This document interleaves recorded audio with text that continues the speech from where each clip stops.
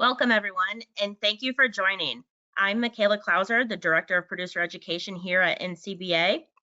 As a participant, your line will be muted, but feel free to type in questions in the question box on your screen during the webinar. And at the end of the discussion, we will get to as many of those as time will allow. If you have trouble with your technology or if you're joining us only for the audio, the webinar is being recorded and will be available for viewing in a few days at ncba.org underneath the Producer tab. The webinar tonight, titled Cutting Through the Carbon Clutter, will feature Dr. Nicole Buckley Biggs, Kevin Kester, and Chad Ellis. Dr. Nicole Buckley Biggs is an environmental scientist focused on global food system sustainability and environmental opportunities on livestock grazing operations. She serves as the Director of Sustainability at AgriWebb, the leading livestock business management software company globally. In her role, Nicole works with stakeholders across the food supply chain on corporate net zero strategy, biodiversity, drought tolerance, and economic resilience. She brings a decade of experience in environmental policy and program implementation within the NGO sector, including as Assistant Director of the Aspen Institute's Energy and Environment Program and as Campaign Director, Northern Sierra Partnership and the Nature Conservancy. Nicole earned her PhD from the Stanford School of Earth, Energy, and Environmental Sciences and her undergraduate degree in anthropology and East Asian studies from Harvard University. Her academic work has been published in rangeland ecology and management, landscape ecology, ecology and society, and environmental research letters. She will lead the conversation tonight, and I'll hand it over to her. Nick, the floor is yours. Thanks so much, Michaela. And hi, everyone. Good evening. Thank you for having me. I have a couple of very special guests who I'd like to introduce to you all. But before we jump in, I thought I would just do a little bit of framing on this conversation, why we're here, and maybe tee up some questions that our speakers can help us to address. So just to dive in here, I know everybody saw the title, clearing the carbon clutter. So I thought I'd maybe start with, well, what are we talking about when we were talking about carbon and climate change? Really, when you're looking at the beef supply chain, you're looking at cow-calf operations and stocker operations is really where cattle spend most of their lives, and that's where most of the greenhouse gas footprint of beef or lamb is coming from. So when we're talking about climate opportunities on grazing lands, there's really two categories. One is avoided methane emissions. How do we reduce that enteric fermentation related methane coming from cattle or sheep? And there's a number of interventions that producers can use today to try to reduce emissions. And it might not always be intuitive, but sometimes it's just a matter of improving productivity, right? Improving animal health, removing underperforming animals from your herd. Those are things that at the end of the day can impact and reduce the carbon per kilogram of beef produced or per animal produced. So that's really where there's some big climate opportunities in the beef supply chain. The other opportunity we often hear about is soil carbon and carbon sequestration. So you might have heard about rotational grazing management improvements. These are things that can build, not only preserve the soil carbon that's currently in the ground, but also ideally add to that soil carbon through a variety of practices. But then the question that producers really have is, well, it's great, I can adopt these climate smart practices, but how will I get paid for those things? And one thing we often hear about is carbon offsets, but I wanted to take a step back, zoom out, and show that there are actually a number of different ways that producers can look at financial opportunities around carbon. And this is the big picture that you might look at as you're making the decision around which avenue to pursue. You have government programs like USDA Farm Bill programs that support some climate smart practices. You have carbon offset markets and biodiversity markets. You have price premiums. For instance, you might earn a premium for selling more sustainably raised meat, potentially direct to consumer. And then you might actually be able to work with your financial lender to get better loan rates, for instance, or get green loans when you're investing in sustainability. I'll just do a quick deep dive into two of these segments to give a little bit more detail on what I mean here. So as far as government programs go, the big development recently related to carbon and government programs is the Partnerships for Climate Smart Commodities. This is an unprecedented level of federal funding in climate practices at the farm level, $3.1 billion across 70 projects today that are being launched in this first round of funding. Those projects are across a variety of different commodities, including crops. So if you look just at livestock, there are about 13 livestock-related grants run by a number of organizations. There are 2 grants that AgriWebb that we specifically are partnered on, so I thought I'd highlight those. American Farmland Trust is running one, and the Farm Journal is the lead group on another one of these grants. And really what they're trying to do across all of the projects is work hand in hand with producers to help them implement climate smart practices, track their practices and the data around them, what's being implemented, and then try to attach a climate footprint to those improvements so that ideally those commodities, when they reach the market, can earn a premium. And when I say climate smart practices, these are the kinds of things that this program is supporting: grazing of cover crops, for instance, or improved grazing management. Now, a different category that you may be hearing more about recently is carbon insetting. So what does that mean? This is a development that's kind of different, distinct from carbon offsetting. It is when a food or beverage company invests in their own source farms and tries to reduce the carbon footprint of those farms, rather than buying offsets from potentially a different industry entirely.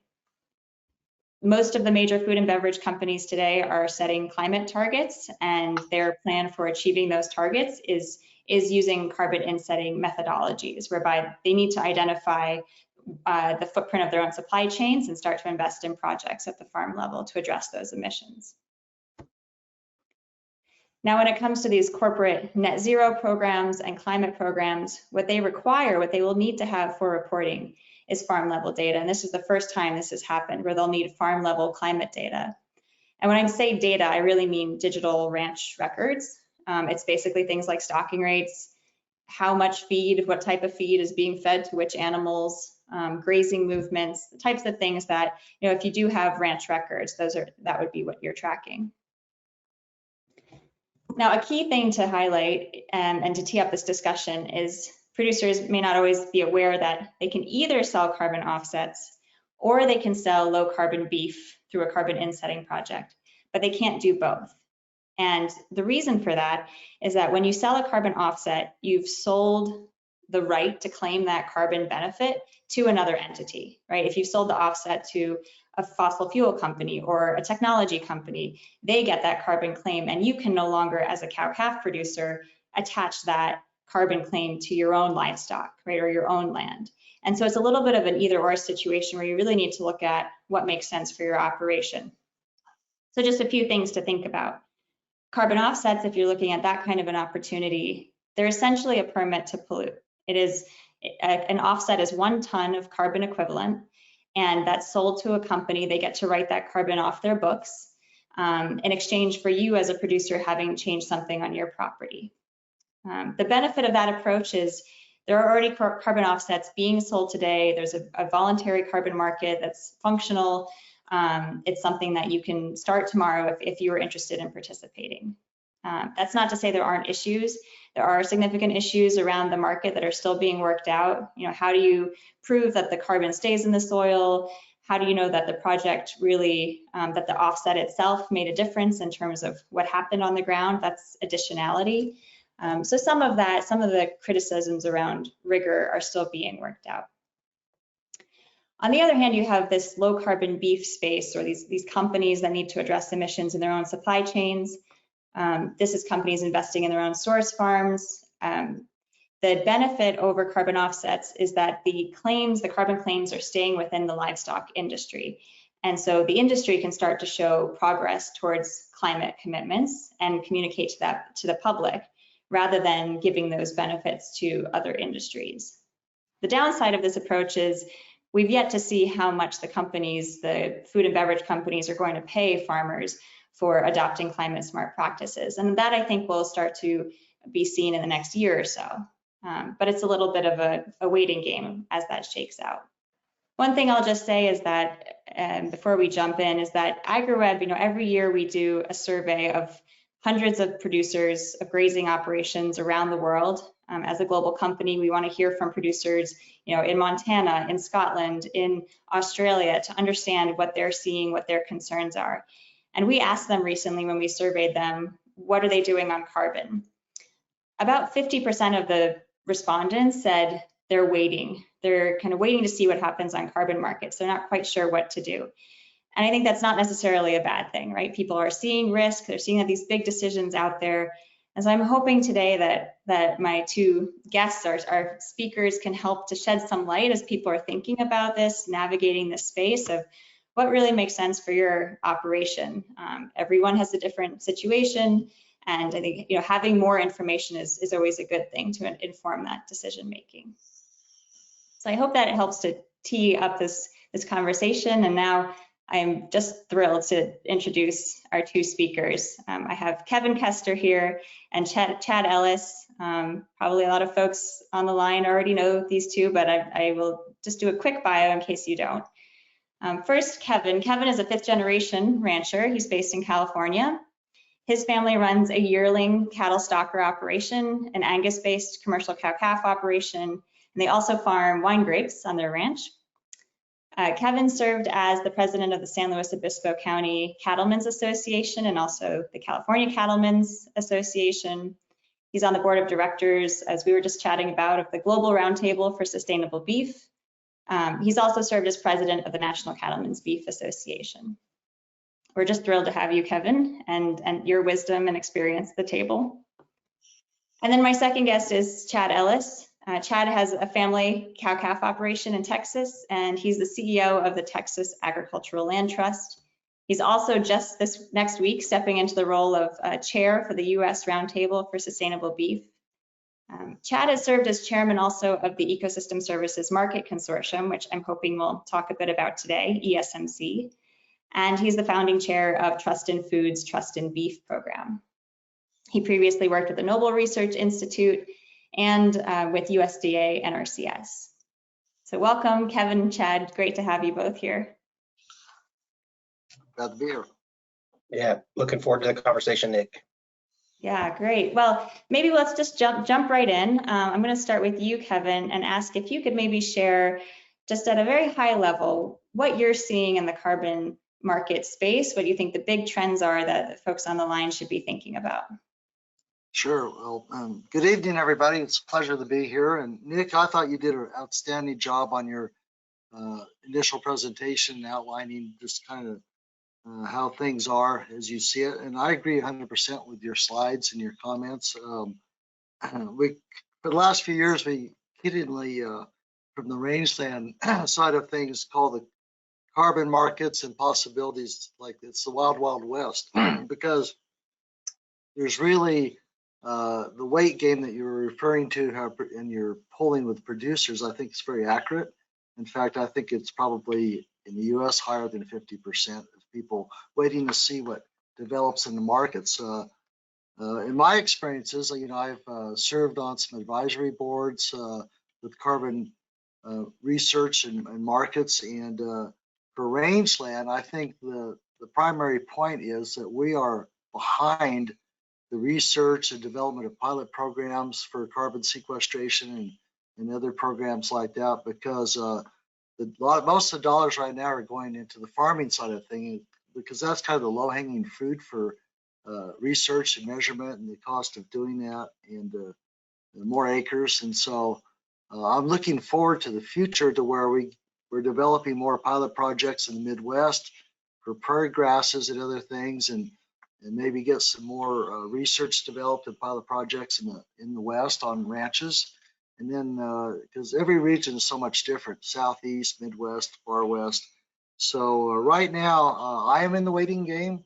It can be kind of challenging to figure out what direction or what company or who to line up with on a certain program, because at the end of the day, the thing that I'm not seeing yet for rangelands or the opportunity for the research to be there so third-party audits can be done to validate on how much carbon's being held back, and the potential for different ecosystems to do that. So we still got a ways to go, and I'm still waiting for somebody to come up and say, here's a profitable proposition for the environment, for society, and then for the rancher or farmer. So we're going to get there. I think the potential is very good, and it's going to be very big and important. So I am playing the waiting game, like you inferred, with a lot of people right now.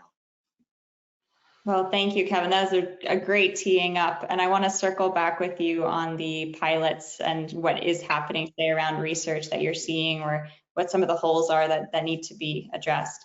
But first, Chad, I'll toss the ball over to you. And what are you seeing in the carbon space that is most relevant to cow-calf producers today, thinking about what they might need to look at, or what they could be pursuing in the next year or two?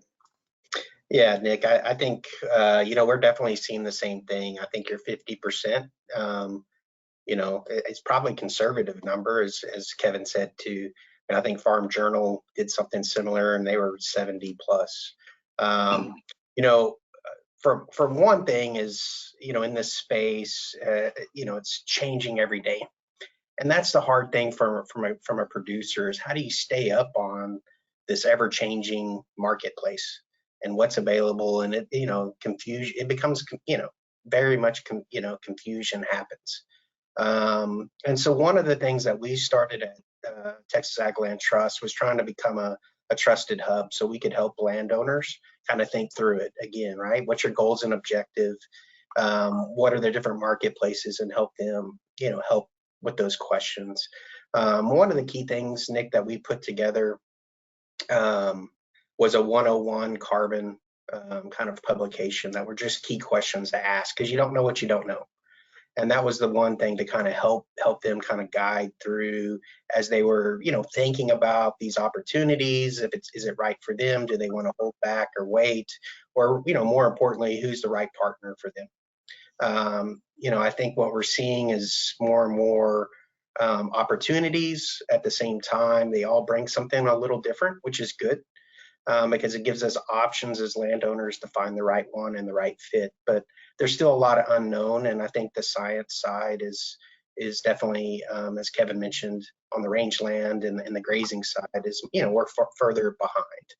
And that's where, to me, Nick, is where I'm excited is, companies like yours and others from the data collection. When we look at our grazing systems to cropping systems, we're further behind, not only on the research, but it's also the data and the understanding.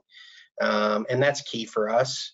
One of the things that we always tell producers is, even if you're going to decide to wait and be cautious, it's not too early to start collecting data and being ready for the market when it's the right time for you. That's a really great point, Chad. I might just add to that, and for folks who are wondering, what is it about the science that we still don't know, or why do we need more data? I might just share a little anecdote. So I worked for about 10 years in the conservation space with the Nature Conservancy, and I was working with cattle operations and started becoming curious about, what do we know about how much rotational grazing impacts soil carbon? So I ended up applying to a couple of graduate schools. I was like, I'm going to do a PhD in this, and why not? I have a lot of questions. And so I ended up spending, 4 or 5 years doing this, digging into the academic research of scientists from all over the world.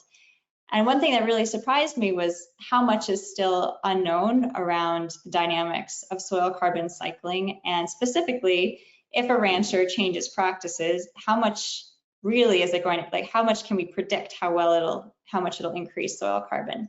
And that to me was just like a really eye-opening moment, where a lot of people were saying, producers should just adopt these practices for climate reasons, but then the science not necessarily having numbers of, if Kevin, you today changed your practices, this is how many tons of carbon would be sequestered in that acre over the next 10 years. And without those numbers, well, ranchers are always wanting to look at their risk and evaluate what the different opportunities were. So, and one of the big challenges in this space is there's what the human manager, the rancher does on the property from a management perspective, how you move your cattle, what fertilizer you apply, all those things, right, as a person or as the organization.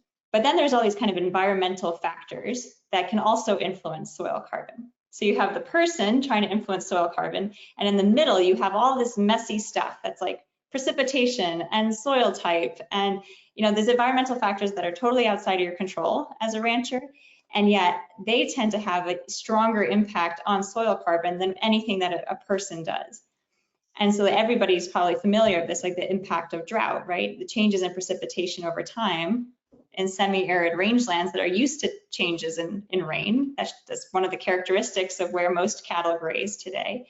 It ends up becoming a very tricky thing to predict and to model and to have certainty around. So this is these are the questions that soil scientists today and rangeland experts are really trying to tackle, is having control experiments where on one paddock you have continuous grazing, and the next paddock you change grazing practices, and then you have very rigorous soil sampling to understand the differences. But that's really we haven't had nearly enough of studies like that in different types of contexts across different types of operations to understand what the possibilities are. So on that, Kevin, I want to turn it back to you and maybe circle back on what you brought up around the need for pilot projects. Are you seeing interesting pilot projects underway that can help to clarify some of these carbon questions? Yeah, I hope so. There's one in the Midwest on prairie grasses, which I alluded to a little bit. That's just beginning out here. So to your point, it strikes me to where the low-hanging fruit that I talked about with this corn or soybeans, no matter where you farm corn or soybeans, the fundamentals are going to be pretty close, right? Different ecosystems, as opposed to out here in California. Most of California is annual grasses, the only place essentially in the U.S. that has annual grasses. So how do you measure, because we don't really have paddocks unless you're irrigated pasture. So our annual grasses are dry during the summer and grow during the winter and spring. So the research for that would only be for, literally just a few million acres. You go to the prairie grasslands, and that's a bigger, a lot more ranchers and opportunities to have a baseline measurements. But then you can go to Missouri or any place in the Southeast, and then you get to like the paddocks you're talking about, smaller operations, which a lot of producers. So you'd have to have, we need a lot more pilot projects to get a fundamental baseline for rangeland in the U.S. as a total.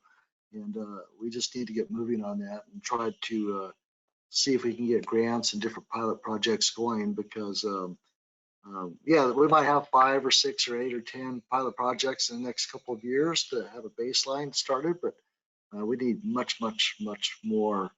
And so that's what I'm going to try to advocate when I go places, is to get researchers to think about that and apply for grants so we can start getting some data there for all of us in the ranching business and farming business with cattle to have an opportunity to participate and improve the environment and be a benefit for society and all of us together. So it's going to be a little while, in my opinion, but we're going to get there, and I think the opportunities are going to be huge for us. Amen on the need for more. We're also at AgriWebb trying to support whatever research trials we can from a data perspective. So, Indigo Ag is running trials. The Noble Research Institute, a number of the climate smart commodities grants are really focused on that data aggregation, quantification, research side of things. I should say that there's 3 types of projects that a grazing operation can do around carbon. One is sequestering carbon, right, which is really what we're talking about here. Another is avoided methane emissions. So if you can improve productivity, remove underperforming animals from your herd, and show a methane benefit there. For instance, in Australia, there's a government-run carbon credit program, and that's one of their methods is around avoided emissions. That's nothing to do with soil carbon sequestration. That's kind of the second category. The third bucket is avoided conversion. And Chad, I'm hoping that you can help shed some light on what does avoided conversion mean? What are conservation easements, and how you're working on that space? That's kind of a third option that people can look at related to carbon. Yeah, Nick.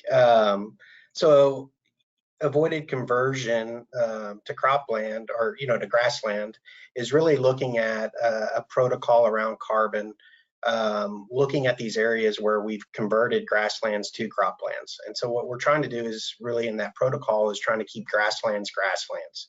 So in essence, trying to keep the great stewardships of Kevin and others, you know, trying to keep that carbon that they have sequestered into the ground and keep it secure. You know, one of the aspects of how that protocol is developed, Nicole, is, and you kind of talked about it in your beginning, of the permanence aspect. And so how that protocol is set up is you must have a conservation easement and to meet that particular protocol. So again, that's not necessarily the, you know, the right tool or the right opportunity for every producers, but for some of those that a conservation easement is something in their mind to try to keep, you know, their working lands working and you know, that heritage and legacy back to the next generation. These carbon particular avoided conversion is a great opportunity. We just finished our very first one in Texas, a pilot up in the Panhandle with AgriCapture, and we're really excited about that. And then two, we have multiple other projects, you know, that we're looking at here this next year with other ranchers throughout the state. And then one thing too, Nick, is what we're excited about is about the stacking of ecosystem services, right? And so we talk about, you know, we talked about it, and you mentioned it a little bit of, you know, we think about water and biodiversity and things of that nature, and all these other goods and benefits that we're providing as ranchers back to society, what I call beyond the fence line, right? Back to the community of those. And so what we can do is on avoided conversion is be able, opportunity is be able to stack.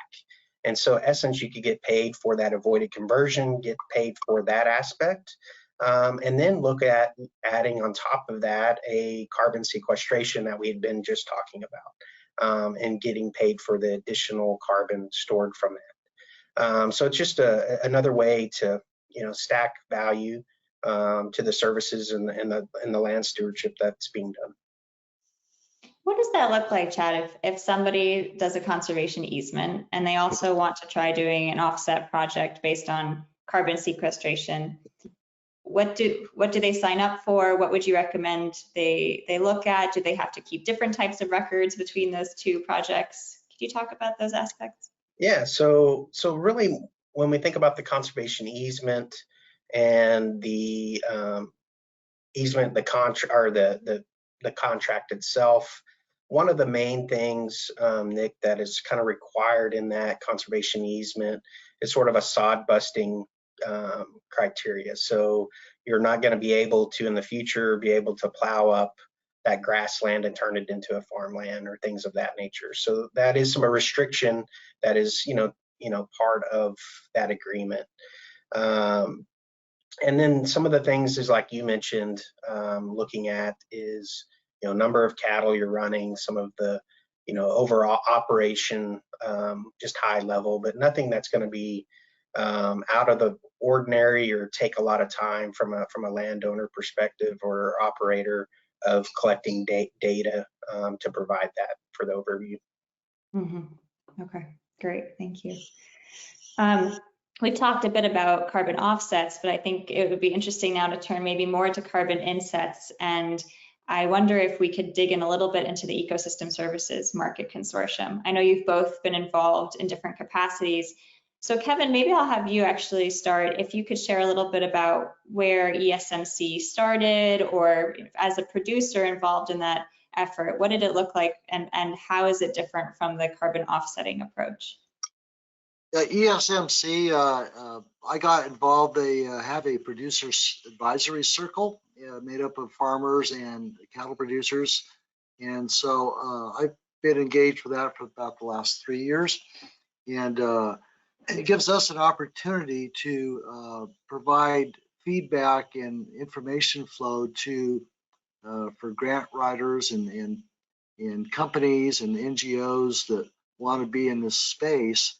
They can actually hear from producers what would work and not work in the practice of setting up a pilot program, for example. So it's been really interesting the last few years to be engaged in that, and a lot of projects going on all over the country, dozens of them with the ESMC.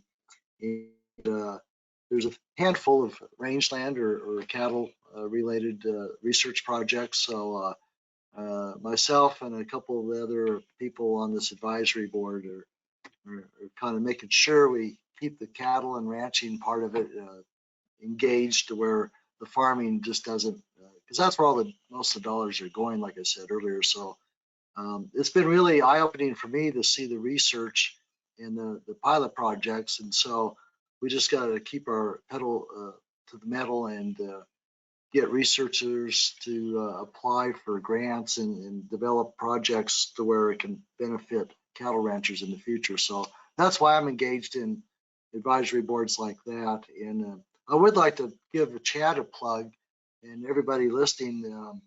They did Chad and some other producers did a really outstanding piece on the NCBA's Cattleman the Cattleman show, and it's on YouTube for people that can look it up on easements and everything involved. And we did our ranches under 3 conservation easements and completed them and executed them in 2003.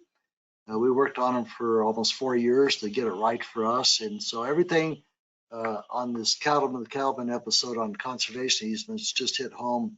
It was laid out good for people who might want to find out more information about easements and what it takes, because that's a good starting step, like the stacking concept. And so I'm interested in that in the future, stacking carbon requirements or offsets or insets, and to help us be sustainable and help future generations. So, but I would encourage people to go on YouTube and look up the Cattleman and the Eastman episode that they did just in the last few weeks. So it was really good, Chad. Thanks, Kevin. Appreciate that.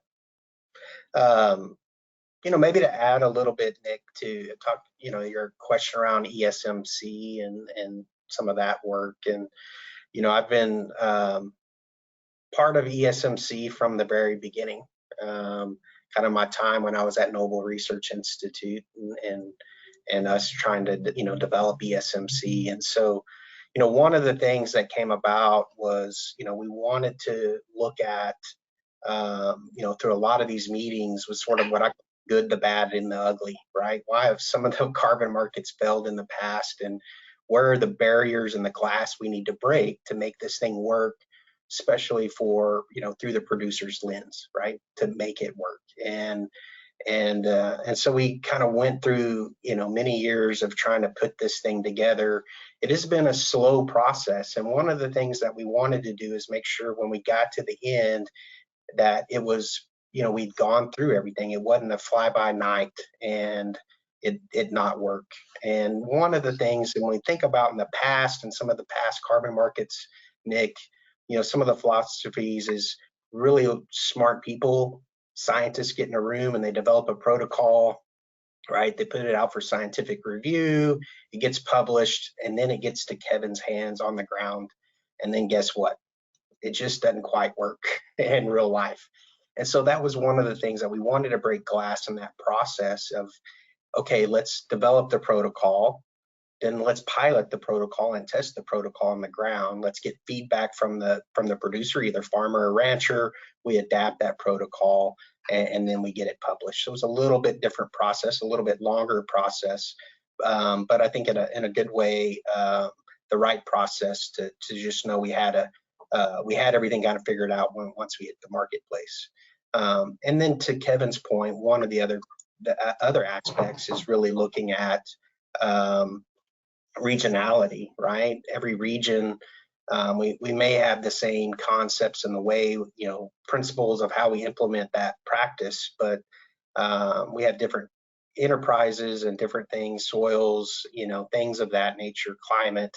And so there's that adaptation too of that protocol around that. So those are some of the aspects. One of the good news, Kevin, is that ESMC just recently finalizing a grant with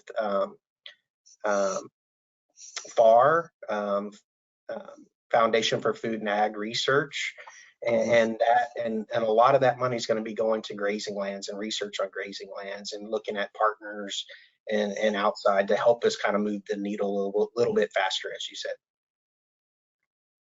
That's exciting news to hear, Chad. It I is. might just add, when we're talking about being part of a research project and what does that look like for a cow-calf operation, I'm assuming for ESMC, it's similar to some of the projects we're involved in, where it's a producer needs to capture their ranch records in some kind of digital form. They need to adopt some change in management practice, like pasture seeding or improved grazing management or whatever that intervention is. And then their carbon footprint is maybe tracked over time, or there's soil samples taken on their property. But can you add any color to that of if people are thinking of like, what does it mean for me to be part of a research project? What does it look like for them? Yeah, no, I think that's, I mean, you kind of basically laid it out. I think one of the other pieces too, and I think is an important, and it kind of comes back to your slides where you sort of had the 4 areas of government programs, carbon markets. If I'm trying to remember, you had premium markets and what was the last one you had? Financial lenders. Financial, right? And so some of the things, right, in this data collection too, is like those practice changes and some of those things is that you can actually make more money on the bottom line, right, of just making timely decisions, and things of that nature. And so I think there's really a fifth, and that's where some of this comes back, right, is some of this data collection on that side too. So I think all of it's, exciting on that side. So there is value proposition, right, from a landowner going into these research projects. Is not only, do you gain some knowledge and help in the research, but hopefully you gain knowledge in your operation and being more efficient in your operation and being, economical. I always say, and this is important, especially in this context, right? Conservation without compensation is only a conversation. And that's the key piece to all of this. And so, we have to find ways and incentives, and some of those incentives aren't ways we always think about, right? And I think it's the better business side, and timely decisions is another key part. 100% agree with you, Chad. I think nobody should join a carbon project if it's only for the money from the carbon offset payment. I think you should use a project that will improve your productivity, your efficiency, your resilience to climate events, the long-term outlook for the next generation to be able to take over the ranch. And if it fits those goals, and then maybe you'll also get some kind of carbon offset or inset payment, then that seems like, a lower risk, higher output strategy for a family operation trying to navigate this. I would like to open it up to some questions. We've already had questions come in. So the first one is, somebody asks, many markets currently incentivize adaptation of new practices, which leaves out a huge chunk of producers. Where do you see the marketplace expanding to reward positive practices already happening, or that legacy carbon piece? Do either of you want to tackle that one? It's a great question. I'll take first shot because it's kind of a burr under my saddle on what we call additionality. I think I'm seeing kind of a mindset to where a rancher or farmer does not get any recognition for practices they're already conducting. And I think that should not be like that. I think if somebody has been doing good for the environment and sequestering carbon for what they're doing, they should get credit for that whenever they enter a contract. And so I am going to, from a policy standpoint, try to get that mindset changed as we go forward, because I think if you want to get ranchers engaged and farmers or producers, they should get credit for what they're doing good for society and the environment. So that's something I'm going to work on because I see it going down the wrong path right now for the mindset of getting compensated or recognized for what you're already doing the right thing. Yeah, I mean, to add on a little bit, Kevin, too, and I agree 100% with Kevin. And this is the aspect, right, is, when we think about kind of the bigger picture maybe of the carbon markets, it's, carbon markets weren't necessarily developed around the ag industry. And so you have these kind of, terminologies and some of these kind of aspects that were put into the marketplace that then, sort of become adapted or adopted within the ag industry or the ag sector. And so those are some things that we have to change and have a bigger context, beyond just our aspect of, the additionality and some of these key components. I always say, especially from a grazing perspective, we are changing and making decisions probably multiple times a day in the way we manage and way we graze, right?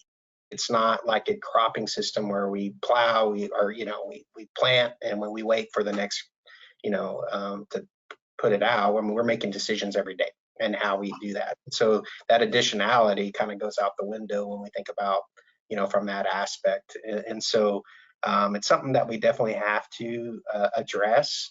Also think one of the ways to address it, Nick, in my mind, is we need to think about different types of carbon markets. We keep focusing on carbon sequestration or some of these other aspects. What about coming back instead of that avoided conversion that we talked about? Is there another one that's around carbon storage and paying for producers to keep doing that good land stewardship as they are today and keeping that carbon in the ground, right? We're going to see, and this is a scary part, especially from, all my, fellow cattlemen across the nation. We're going to see our largest transfer of wealth than we've ever seen in the nation in the next 5 to 10 years, right? And a lot of that wealth is going to be land, transferred over. And so in Texas, our average age is 67 years old. And so when we start thinking about that and we start thinking about investing in some of these markets and investing in land stewards, that's why we should be thinking about carbon storage or, kind of credits and things of that way, which is outside the box. But again, I think it's easier and we can show and demonstrate that effectiveness.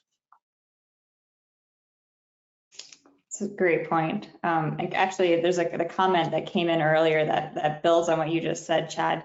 And this is a question I get a lot is, what happens if I already started adopting a practice, or there is that kind of legacy component? Someone asked, when to start collecting data, or what kinds of data should I even be looking at? What kind of records do I need? What I usually tell people is you'll never be punished for keeping records. It's only a good thing in this process to start today. And the big reason for that is I don't think it's immediately obvious yet what practice or climate smart practice any given operation should adopt. It's going to depend on your family, your resources, how many employees you have, what works on your soil type, what works for your type of cattle, right? And I think there's a little bit of like an experimentation phase that everyone has to go through first, or this is what I would do. Take 3 different paddocks, try something different. If you're doing, a seed mix, see what actually improves your daily live weight gain, your pasture productivity once you implement it. And the only way to do that is to track exactly what you try where and, in digital form, and then track the animal related data and look at the outcomes, look at your cost of production and see what really makes sense for your own bottom line over time. So kind of run your own little experiment on your own operation. And then when you decide, yep, I'm ready to go in on a carbon insetting project or carbon offsetting project, you'll know which intervention is going to make sense for you. I think it's not that everybody needs to do short duration, high intensity grazing in order for us to make climate progress as an industry. And I've said this before, but I think, ranchers will be some of our leading climate scientists, and that they are going to be the ones testing practices and experimenting on their own properties, right? They're the landowners at the end of the day. And I'd rather see the reins in their hands than somebody else telling them what's going to make sense for their property that they know better than anybody else. But do you either of you have thoughts on that kind of historical data piece of it, or how people should be thinking about their ranch records, collecting data around these different opportunities? I think going forward, I think we're going to see NRCS and whatever programs and climate smart programs or whatever they're going to call those in the future, whether it's a form of EQIP or a conservation security program, CSP, I think grazing management plans of some sort are going to be more mainstream in the requirements from NRCS going forward. And those can be simple grazing management plans. People shouldn't get bent out of shape about that, because it really, if you even do a simple grazing management plan, at least it gets your mindset on what's happening on your ranch or farm. And so I'm seeing that in different programs now within RCS, and we have a CSP contract right now, and one of the requirements here in California where we had to have a grazing management plan. So my son and I spent the time to do it, and it wasn't difficult. It was pretty simple, and it's something that was always in our minds, but we never wrote it down. So it didn't take that much effort, and I think that's going to be the thing in the future. We're going to see things like that in order to, that'll be the starting point for simple record keeping that you can show others. Yeah, I think, Nick, and I may be kind of out there on this, but I truly believe this, and this is sort of on a soapbox of mine. I think, we talked about compensation, right? And we talked about carbon markets and making, incentives of getting paid for that. I really do believe that the data can actually be a stack, and there's value in that, especially on grazing lands, and that you can get paid for your data in the future as well for that. And so, because when we think about, go back, back to the cropping systems, and there's a lot of data already in that, right? From a research and data collection of understanding from,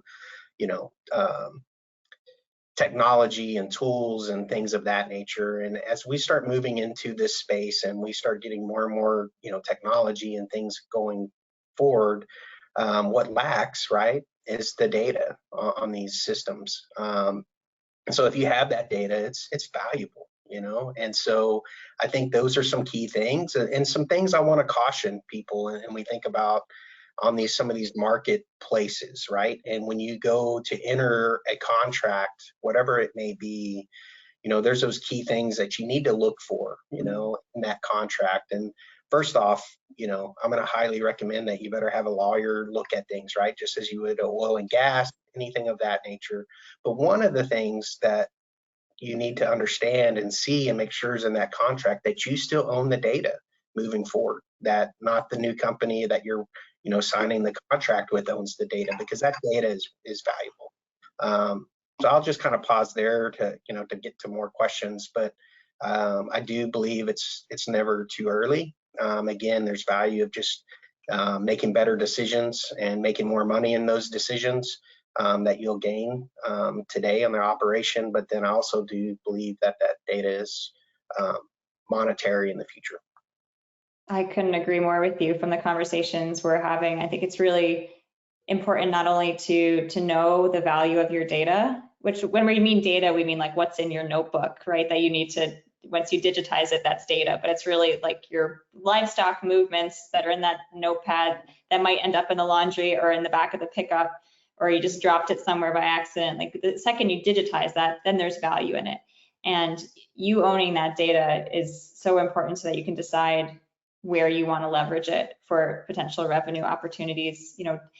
Emailing CSV files around or Excel files is also not a great idea. So I think you have to look at data privacy and security, and those records are important for carbon offset project developers, for companies that are trying to figure out their scope 3, their emissions down to the farm level. And I mean, in AgriWebb, our customers entirely own their data and they get to decide what happens with it, right? That's, I think, an important thing to look at wherever you're storing your data, and from a legal perspective as well. So I'm glad you brought that up. Some more questions have come in. So if a producer wants to start their own basic data collection, what do you suggest? Is there a reasonable cost soil test, something like a Haney test? I would say from our side, data collection basics is like livestock related data, the things that are in the notebook, getting that digitized. But I want to throw over the soil test to you, Chad, maybe see if you have any thoughts on, do producers need to be doing soil tests? And if so, how should they approach it?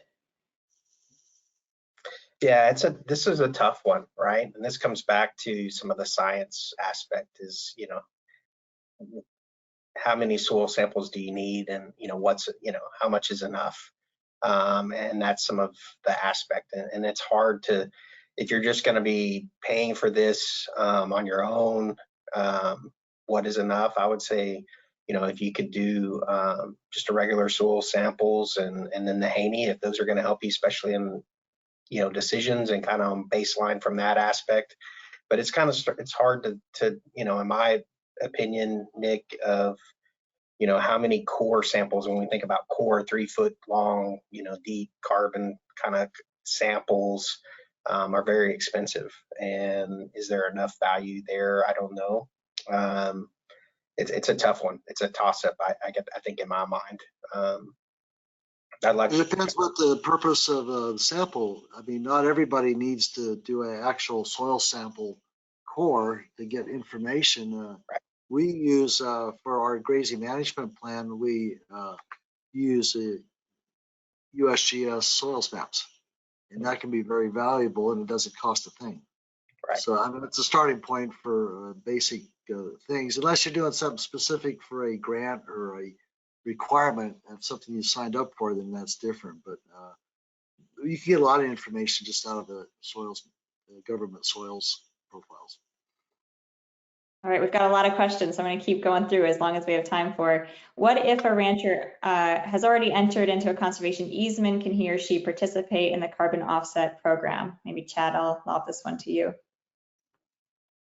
Yeah, so it's a great question. A lot of it's going to depend on how that conservation easement is written and the language in that conservation easement.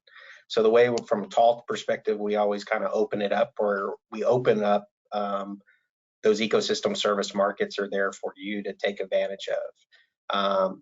You know, let's kind of go back maybe as an example and dive a little deeper on that, Nick, to be clear with everybody of that avoided conversion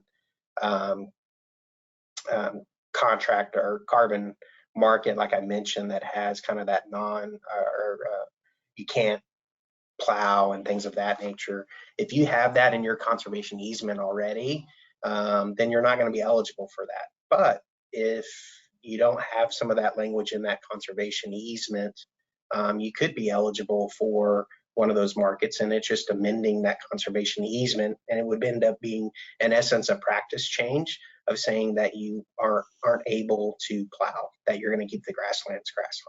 So there are opportunities. You know, I would definitely request or, you know, encourage whoever, if you have a conservation easement, to reach out to that land trust that you work with and work with them to see what those opportunities are for you. Great, thank you. Next question is, how is measurement done, or what is measurement when doing high intensity and short duration practices? I assume by measurement, this person means, you know, what kind of data are needed for a carbon offset project? I can answer it unless either of you want to jump on that one.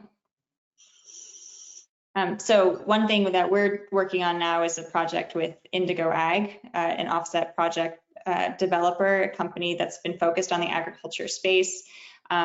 They're testing the impact of rotational grazing on soil carbon in advance of being able to produce like commercial carbon offsets in the future with ranchers. And the kinds of data that they need are stocking rates, livestock movements, days of rest, that type of information that that ranchers are tracking. And then they're the ones that are doing the soil sampling, the cores. And as Chad mentioned, that's very expensive, and they don't expect producers to do any of that. They come to the property, they identify where they need to do soil samples. And actually in that case, they're also providing an annual stipend for any producers that are part of that pilot, just to help offset the costs of participation and incentivize them. There are not offsets coming out of that project because it's really focused on research, but the data, and I just say that the data that are needed for a carbon offset project are basically the same as the data needed for a carbon insetting project. In both cases, it's digital ranch records. It's not rocket science, but you know, if you look at AgriWebb's website or talk to your local extension specialist about, you know, what are basic ranch records, those are the kinds of things that we're talking about. It's not necessarily going out and doing an ecological survey of your property, right? Let's see, some more questions that came in. What range of pricing do you see for sequestration of carbon on pasture or rangelands? I'm laughing because it doesn't have anything to do in today's world, but about 20 years ago, California did a state carbon offset program. And so for rangeland, it was a whopping 2 cents an acre credit that they would pay you. So again, that didn't come to the rancher or producer ahead of time. And I mean, they spent a lot of money developing this program that obviously not anybody ever used. So anyway, I don't know what the ranges are today for. Yeah, I would say somewhere in that $15 to $20, range is what we're seeing. And again, I mean, I think that's where kind of thinking through of how do we stack services, right? I mean, $20 is maybe not enough to make you change or incentivize you to look at something different. But if you're able to get, say, $20 on a water market on top of that and another 20 on a biodiversity, we start stacking to those values where it starts making sense for us from an operational perspective. So, and another thing for stacking, endangered species protection. Also, I've got several neighbors here in California for some endangered species that they have an easement and then they're stacking on top of that. And it can actually work pretty well for everybody. Yeah. There's definitely a lot of variety I've seen depending on the project. I think this is one important takeaway is that a lot of carbon offset project developers use very different methods or protocols from other ones. So they each decide which one they want to follow. And that means different levels of rigor, different levels of data required, different amounts of additionality. And so they can sell for different prices. And often the project developers directly contract with Microsoft or a CPG, a food and beverage company. And so those can be directly negotiated. So I've seen, there was a $500,000 deal on a cattle ranch. There are producers this year getting 6-figure checks for estimated soil carbon increases. There are others that are not receiving checks because they haven't shown any additional soil carbon. So it ranges from 0 to pretty significant depending on which program you sign up for. I think the big question is, which of those programs that are paying a lot today will be around in 5 years because they'll stand up to criticism, they're seen as rigorous, they're accepted by the market, and none of us has a crystal ball to know that, but I think that lends itself to some of the variation. I know we're at time, but we have a few more questions. Kevin and Chad, are you willing to stay on 10 minutes more to answer a few more before we wrap up? Most definitely, yeah. Okay, thank you. So this is great. We have a lot of engagement and great questions coming in. This one is around packers and CPGs. So packers, CPGs, and retailers are setting very ambitious net zero and carbon reduction goals, with much of this aim to take place in scope 3 supply chain emissions. So we're talking about farm level emissions in the beef supply chain. How can beef cattle producers help achieve these goals while being appropriately compensated for their stewardship efforts? Either of you can jump in here. Well, from a rancher's perspective, it's up to the company that's paying the dollars to make the decision downstream that they just need to pay and make it viable for a rancher to participate. And if they're willing to make these marketing claims of net zero by 2030 or 2050, they better step up to the table with the budgets to make sure it happens and get the producer engaged to want to participate. Amen. What services are available and approved for carbon accounting? Chad, do you have thoughts on this? I'm not sure exactly if I understand the question. Yeah, so I'm going to take a guess here that they mean what kinds of companies or groups are doing kind of quantification of a carbon footprint. I would split these into 2 different categories. On the one hand, you have greenhouse gas calculators. So there's tools like Comet Farm, Cool Farm tool in Australia. There's the MLA, Meat and Livestock Australia has a tool. Ruminati is another company that has one. And it depends on which country you're in. In the US, I think really Comet Farm is the most simple, although it has its challenges to use. Those are just able to give you a carbon footprint. Then there's another set of companies that are kind of doing quantification for carbon offset projects. And I don't know if Chad, you have specific groups you'd recommend. ESMC is one of them that we've already talked about that's doing kind of accounting, right, from a carbon perspective.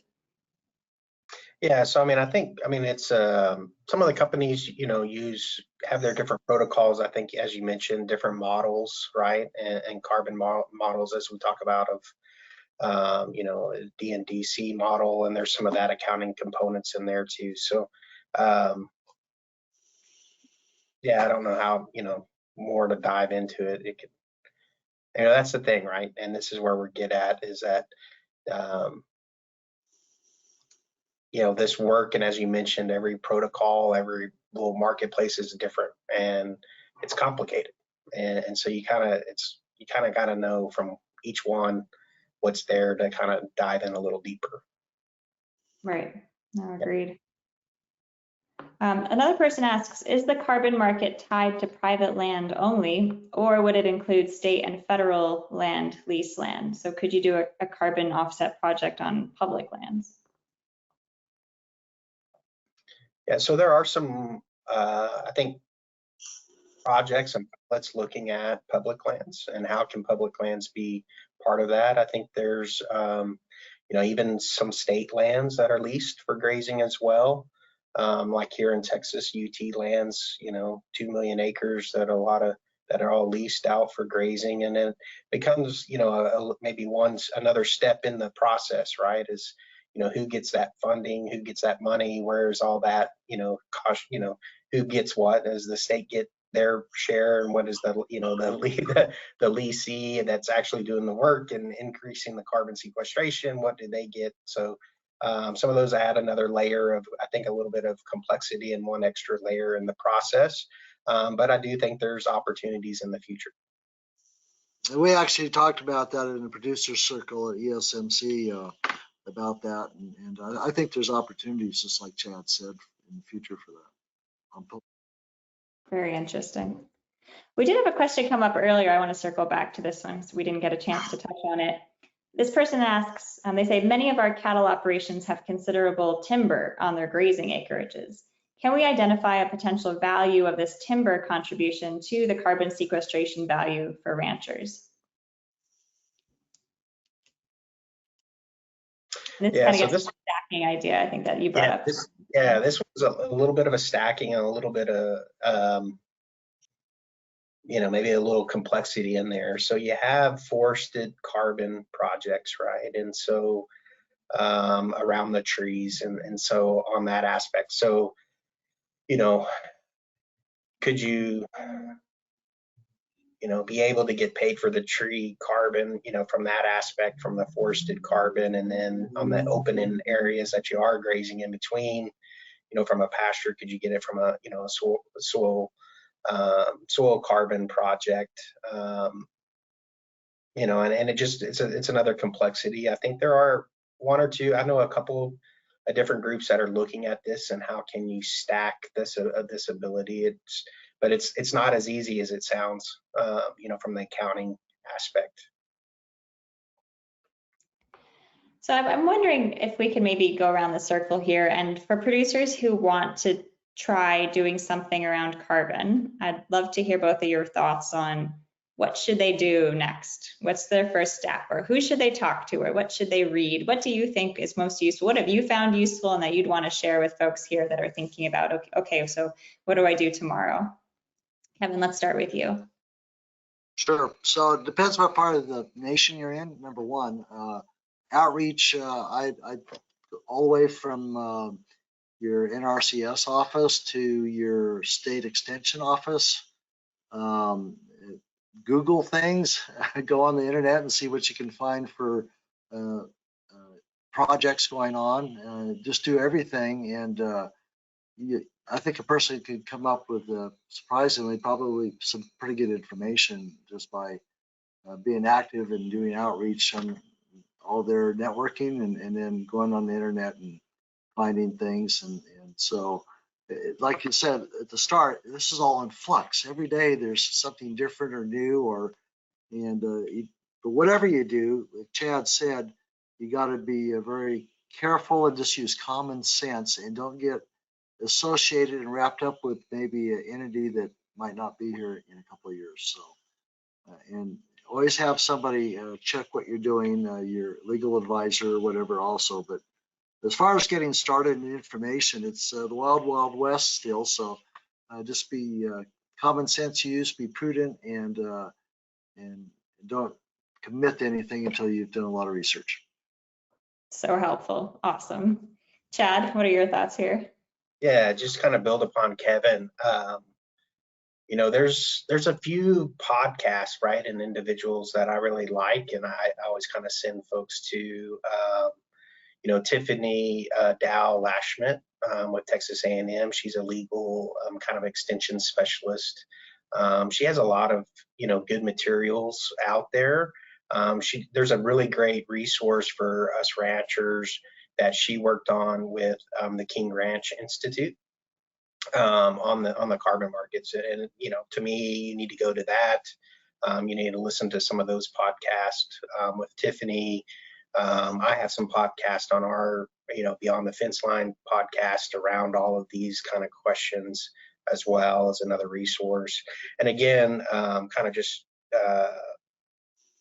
you know, the 101 carbon pamphlet that we put together that are key questions to ask as you kind of start diving into that. I think those are good questions to start as you start seeing opportunities, kind of going through those questions in your mind.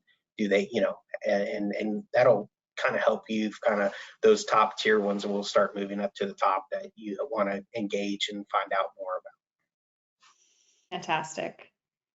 From my side, I would just add that, you know, record keeping is really important for all of these projects. And the first thing is to set a baseline. Just record what you're doing today before you necessarily change practices or have to do anything abnormal. Just get some good records in place so that once you decide what you want to do, you can track those changes really easily over time. It's called a baseline.